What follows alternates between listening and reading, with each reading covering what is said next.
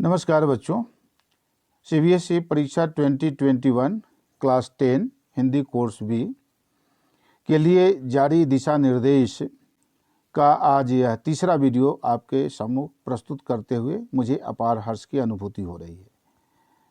बच्चों, हमने पूर्व में देखा कि परीक्षा की तैयारी के लिए हमें क्या क्या करना है, जिसमें कि हमने 3 बिंदु आपके सामने रखे थे। पहला बिंदु मनोवैज्ञानिक परामर्श, दूसरा बिंदु परीक्षा से पूर्व की तैयारी और तीसरा बिंदु परीक्षा के दिन और परीक्षा भवन के अंदर की तैयारी। इसमें हम लोगों ने पूर्व के 2 बिंदुओं पर विचार कर लिए, वो मनोवैज्ञानिक परामर्श और परीक्षा से पूर्व की तैयारी। ठीक है, आज हम तीसरे बिंदु पर विचार करेंगे, वह है कि परीक्षा के दिन और परीक्षा भवन के अंदर हमें क्या करना है, कैसे करना है, क्या क्या सावधानियां बरतनी है। तो देखिए कि इसके लिए हमने यहाँ पर बहुत सारे विचार बिंदु यहाँ पर रखे हैं। तो आप देखिए कि आज आपकी परीक्षा है। ठीक है, तो आज सुबह आराम से उठिए और नित्य क्रिया से निवृत्त होकर अपने उस दिन की परीक्षा के विषय को बिना किसी तनाव के अपनी सुविधा अनुसार एक बार मोटे तौर पर यानी सरसरी निगाह से, है ना, सामान्य ढंग से उसको देख लीजिए। ठीक है, इसमें ज़्यादा तनाव उस दिन नहीं लेना है। आराम से नियमित जैसे आप पढ़ाई करते हैं वैसे आप एक बार थोड़ा सा देख लीजिए। ज़्यादातर देखा जाता है कि बच्चे एकदम तनावग्रस्त होते हैं, हाथ में बुक लेकर के परीक्षा भवन में अंदर प्रवेश करने से पूर्व तक वे क्या क्या रटते हैं, क्या क्या बुदबुदाते रहते हैं, है ना। ऐसा मत कीजिए, एकदम बिल्कुल नॉर्मल रहिए। ठीक है ना, सब कुछ आपका पढ़ा हुआ है, आप लिखेंगे। ठीक है ना, तो आगे देखिए कि उसके बाद आप क्या कीजिए कि अपनी लेखन सामग्री, प्रवेश पत्र इत्यादि को सुरक्षित पहले ही रख लीजिए। ठीक है ना, ऐसा नहीं कि अच्छा ठीक है स्कूल के लिए परीक्षा के लिए जब एग्जामिनेशन सेंटर के लिए जब चलेंगे उस समय जल्दी में रख लेंगे, अभी तो समय है ना, ऐसा मत सोचिए। बहुत बार ऐसा देखा जाता है कि पेन लिए तो ऐसा वाला पेन ले लिए कि उसमें इंक आधी बची है, लिखते लिखते उसकी स्याही समाप्त हो गई, है ना। एडमिट कार्ड कहाँ रख दिया था कल ला करके, तो ऐसा नहीं करना है। ठीक है ना, सब कुछ पहले रख करके आप बिल्कुल नॉर्मल रूप से, सामान्य रूप से तैयार रहिए।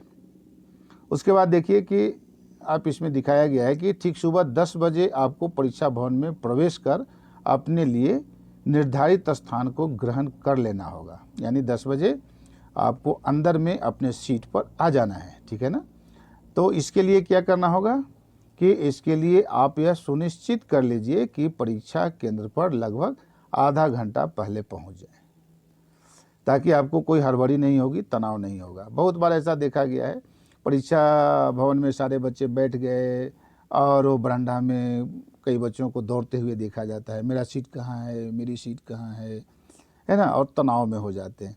ऐसे में परीक्षा पर उसकी असर पड़ती है। ठीक है ना, तो आप ध्यान रखें। उसके बाद देखिए, अपनी जगह पर बैठने के उपरांत ठीक 10 बजे आपको उत्तर पुस्तिका यानी आंसर बुक आपको दे दी जाएगी। ठीक है ना, और उसके लिए उसमें 15 मिनट्स में उत्तर पुस्तिका में मांगी गई सारी जानकारियों को अच्छी तरह से भर लेना है। ठीक है, यदि कहीं कोई संदेह हो तो वहाँ जो शिक्षक ड्यूटी में है, जो इन्विजिलेशन ड्यूटी में है, उनसे बेझिझक, बिना शर्माए हुए, बिना संकोच किए हुए, बिना डरे हुए, है ना, उनसे आप जानकारी ले लीजिए। ठीक है ना, क्योंकि आप सारे आंसर सही ढंग से लिख दिए हैं और इसमें कहीं कोई गड़बड़ी होती है तो परेशानी हो जाएगी आपके रिजल्ट में, आपको परिणाम आने में। ठीक है ना, इसलिए उसको आप ध्यान रखिए। उसके बाद आप देखिए कि वो 15 मिनट्स में आपने सारी औपचारिकताएँ पूरी कर ली, भर ली। उसके बाद आपको 10:15 में आपको प्रश्न पत्र दिया जाएगा, जिसे आपको सिर्फ पढ़ना और समझना होगा। इसके लिए आपको 15 मिनट का समय दिया जाएगा। 15 मिनट समय को how to read and understand the question paper, कैसे प्रश्न पत्र पढ़ना है और कैसे समझना है। ठीक है ना, तो उसके लिए समझने के लिए 15 मिनट का समय दिया जाता है। हालांकि यह समय तो काफ़ी नहीं है, फिर भी इतना समय में आप सामान्य हो सकते हैं, नॉर्मल हो सकते हैं।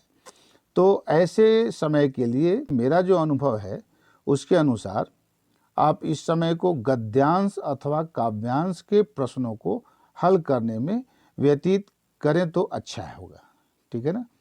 उसके लिए आप बाकी टाइम मैनेजमेंट में आपको सुविधा हो जाएगी। तो इसके बाद हम लोग आगे देखते हैं कि फिर आपको 10:30 से 10:30 से आपको उत्तर लिखने की अनुमति मिल जाती है, ठीक है ना।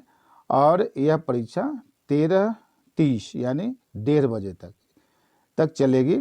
इस बीच आप निम्न बातों का ध्यान रखते हुए अपने उत्तर लिखें, ठीक है ना। अब नीचे में देखिए दिया हुआ है कि सुंदर और साफ लिखिए, ठीक है ना। ये पहले भी बता दिया गया है परीक्षा से पूर्व की तैयारी में कि सुंदर और स्वच्छ लिखावट जो है यह आपके लिए बहुत ज़रूरी है ना। बहुत लोग ध्यान नहीं देते हैं, सोचते हैं कि अच्छा हो जाएगा, हम तो अच्छा आंसर लिखते हैं ना। देखिए यह परीक्षा का कुछ टिप्स है, क्योंकि वहाँ आपका जो सुंदर लिखेंगे, आपकी सुंदर लिखावट पर जो मूल्यांकन करता है, इवैल्यूएटर है, वह है इम्प्रेस होता है, प्रभावित होता है और उसका लाभ आपको मिलता है, अवश्य मिलता है। इस बात का ख्याल रखें। यहाँ पर देखिए प्रश्न संख्या को सही और साफ साफ लिखिए, ठीक है ना। तो बहुत बार देखा जाता है कि क्वेश्चन 1 है कि क्वेश्चन 7 है, क्या लिखा है, ए लिखा है कि क्या लिखा है, समझ में नहीं आता है। तो इसमें क्या होता है कि जो मूल्यांकन कर्ता जो होते हैं उन्हें झल्लाहट हो जाती है ना, और उसका निगेटिव मार्किंग का चांस ज़्यादा बन जाता है। इसलिए आपको ध्यान रखना है कि जो क्वेश्चन नंबर लिख रहे हैं उसको साफ सही ढंग से लिखें, समझ में आ जाए अच्छी तरह से, ठीक है ना। उसके बाद यहाँ देखिए कि प्रश्नों के उत्तर क्रमानुसार लिखिए, सीरियल वाइज लिखिए तो ज़्यादा अच्छा होगा, क्योंकि यह भी एक इम्प्रेशन का कारण बनता है, ठीक है ना। नहीं तो कभी होता है ऐसा देखा जाता है क्वेश्चन नंबर 1 का ए यहाँ है, क्वेश्चन नंबर 1 का सी लिखा है फिर वहाँ, फिर उसके बाद बी लिखा है कहीं दूसरे जगह। इस प्रकार से क्या होता है कि अच्छा नहीं होता है और अच्छे विद्यार्थियों के लक्षण नहीं पाए जाते हैं। इसमें आपका क्या होता है, आपके प्रति एक नकारात्मक भाव आता है मूल्यांकनकर्ता के दिल में, तो उसका निगेटिव जो है इफेक्ट तो दिखता है। उसके बाद आगे देखिए उत्तर पुस्तिका को रंगीन मत कीजिए, है ना।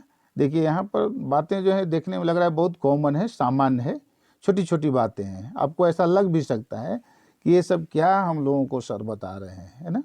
लेकिन देखिए यही छोटी छोटी बातें हैं जो आपको एक अच्छे ग्रेड और अच्छे विद्यार्थी के रूप में वहाँ पर आपकी पहचान सुनिश्चित कराते हैं, ठीक है ना। तो यहाँ पर ज़्यादातर देखते हैं हम लोग करते हैं कि नोटबुक वगैरह बनाते हैं, तो वहाँ पर कोई अच्छे विचार, अच्छी बात जो होती है तो उसको हम लोग अंडरलाइन करते हैं। तो ठीक है, नोटबुक में तो हम लोग जो है ना दिखाने के लिए, सुंदर बनाने के लिए लाल से भी कर देते हैं, हरा से भी कर देते हैं, लेकिन वहाँ पर देखिए लाल हरा ये सब का प्रयोग नहीं कीजिए, क्योंकि लाल से तो पेपर चेकिंग होता है, ग्रीन से जो हेड एग्जामिनर है वह चेक करता है समय समय पर, तो उनको ना करते हो आप कोशिश कीजिए कि अगर कोई अच्छी बात आपने लिखी है ना, कुछ मुख्य बिंदुओं को आप दिखाना चाहते हैं, तो वैसे में क्या करना है कि आप पेंसिल से या जो आप जिस पेन से लिख रहे हैं उसी से बढ़िया से स्केल करके सीधा से सुंदर से अंडरलाइन कर दीजिए, ठीक है ना। हाँ, लेकिन दिखाइए ज़रूर, ठीक है ना। ओके। उसके बाद देखिए कि अपनी उत्तर पुस्तिका में किसी प्रकार का धार्मिक प्रतीक चिन्ह या उक्ति अंकित मत कीजिए, ठीक है ना।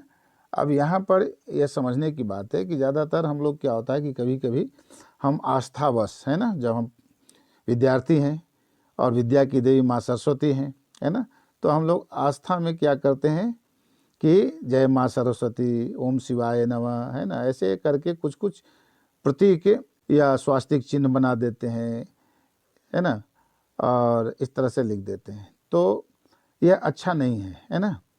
सीबीएसई एग्ज़ाम में ऐसा आप ना कीजिए तो अच्छा रहेगा। उसके बाद है अनावश्यक विस्तार से बचिए। कभी कभी ऐसा देखा जाता है कि आंसर उसका छोटा मांगा गया है ना, कम शब्दों में मांगा गया है, लेकिन हमने उसकी तैयारी की है बड़े प्रश्न में, ठीक है ना, और उसका उत्तर जो है बड़ा है, तो हम सोचते हैं कि चलो आ रहा है तो हम पूरा का पूरा ऐसे लिख दें, है ना। 2 नंबर का 2 अंक का आपका प्रश्न है और हम लिखते चले जाते हैं, 80, 90, 100 वर्ड लिख देते हैं और खुश हो जाते हैं। इससे क्या है कि आपको समय की बर्बादी भी हुई।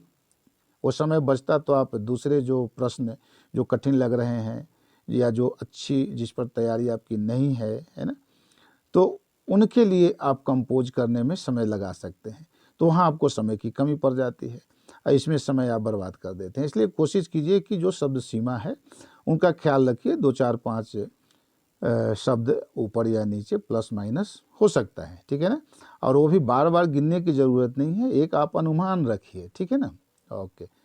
उसके बाद है कठिन प्रश्नों पर समय नष्ट मत कीजिए, उसे अंत में लिखिए या देखिए, ठीक है ना। तो इसमें भी देखा गया है कि हम ऐसा करते हैं कि सोचते हैं कि अच्छा क्वेश्चन नंबर 1, 2 है तो 3 को भी साथ में लिखते चलते हैं, लेकिन वो आपको अच्छी तरह से आ नहीं रहा है, मालूम नहीं है। उस पर आप दिमाग पर जोर देते हैं तो अच्छा लिख तो नहीं पाते हैं और समय भी चला जाता है। इसलिए अगर ऐसा लगता है कि ये प्रश्न कठिन लग रहा है हमें, तो उसको छोड़ते हुए आगे बढ़िए और जो प्रश्न आप सही ढंग से लिख पा रहे हैं, जिसका उत्तर लिख रहे हैं, तो उन प्रश्नों को लीजिए और बाद में उन प्रश्नों को देखिए जब आपके पास समय है, बचता है, और उनको सोच करके उनको जैसे भी लिखिए, ठीक है ना। तो इसको ध्यान रखिए। नहीं तो क्या होता है कि जिन प्रश्नों को आप सही ढंग से नहीं कर पा रहे हैं उन्हीं में समय नष्ट कर देते हैं, और जिनकी तैयारी अच्छी है, जो इस पर आप अच्छे उत्तर लिख सकते हैं, वे आप लिख नहीं पाते हैं, समय की कमी हो जाती है। तो इस बात का ख्याल रखना ज़रूरी है, ठीक है ना। उसके बाद किसी भी प्रकार से सभी प्रश्नों के उत्तर लिखिए। ये भी ध्यान रखने की ज़रूरत है कि कोई भी उत्तर जो है छोड़ना नहीं है ना। सभी प्रश्नों के उत्तर लिखिए, चाहे जैसे भी हो। ये नहीं कि अच्छा हमारी अच्छी तैयारी थी, इतने प्रश्नों को लिख दिया, मैंने 5 प्रश्न छोड़ा है, कोई बात नहीं। तो 5 छोड़ा तो उसमें तो बिल्कुल आपको शून्य भी नहीं मिलेगा, है ना। जब लिखेंगे उसमें भी सही गलत होगा तो 0 मिलता है, लेकिन आपने तो ऐसा गलत काम किया कि 0 भी पाने के लायक नहीं किया, है ना। तो और ख़ासकर लिटरेचर में, है ना, भाषा और साहित्य में, ऐसे में तो ऐसा नहीं होना चाहिए कि हमको कोई आता ही नहीं है, ऐसा तो नहीं है। इसमें चाहे वो अच्छा हो बुरा हो, आप अपना विचार तो उस पर दे ही सकते हैं, है ना। तो इसलिए आपको कोई भी प्रश्न आप छोड़ें नहीं, इस बात का ख्याल रखें। इस पर एकदम बिल्कुल दिमाग को आप केंद्रित करें। कि उसके बाद देखिए कि व्याकरण के प्रश्नों के उत्तर में सावधानी रखना है, क्योंकि व्याकरण की शुद्धता मूल्यांकनकर्ता को प्रभावित करती है, जिसका लाभ आपको अन्य लघुत्तरीय और दीर्घोत्तरीय प्रश्नों में अवश्य मिलते हैं, ठीक है ना। तो व्याकरण की तैयारी तो कहनी जो है पूर्व में करनी ही पड़ेगी, है ना। अभी से समय है, अभी से लग जाइए। जहाँ कोई कठिनाई हो उसको देखिए और उनका समाधान कीजिए, ठीक है ना। क्योंकि व्याकरण का जो उत्तर होता है उसको अगर हम सही कर देते हैं, अधिकतम अंक उसमें मिल जाते हैं, तो आपका जो एक इम्प्रेशन मूल्यांकनकर्ता के सामने आ जाता है, बढ़ जाता है, ठीक है ना। तो उसका प्रभाव बाकी जो वर्णनात्मक जो प्रश्न हैं उन प्रश्नों को वो क्या है, विश्वास के साथ वह आगे बढ़ेगा, उसका मूल्यांकन करेगा, ठीक है ना। तो इस बात का ख्याल रखें। और इसके बाद में आप देखें कि जो हमारा अगला वीडियो जो होगा इसमें हम आपके लिए प्रश्न पत्र का नमूना लेकर के आएंगे, नमूना भेजेंगे, मॉडल क्वेश्चन। और एक और है जो समय नियोजन, टाइम मैनेजमेंट को अलग से हम आपको समझाने की कोशिश करेंगे कि किस प्रकार से किन प्रश्नों पर कैसे कैसे, अगर है ना कुछ टेक्निक टिप्स है तो शायद उससे आपको लाभ मिल जाए। उसके बाद देखेंगे कि प्रश्न कैसे पढ़ें और कैसे समझें, ठीक है ना। तो प्रश्न पत्र पढ़ने के लिए जो 15 मिनट का जो समय देता है उसको भी हम कैसे यूटिलाइज करें, इसके लिए मैं यहाँ पर अगले वीडियो में आपको दिशा निर्देश देने की कोशिश करूँगा, शायद उससे आपको लाभ मिल जाए, ठीक है ना। ठीक है, तो इतनी तैयारी आप आरंभ कर दीजिए, अब समय बिल्कुल कम है। चलिए, आपको फिर से एक बार बहुत बहुत शुभकामना और आशीर्वाद, ठीक है। Thank you.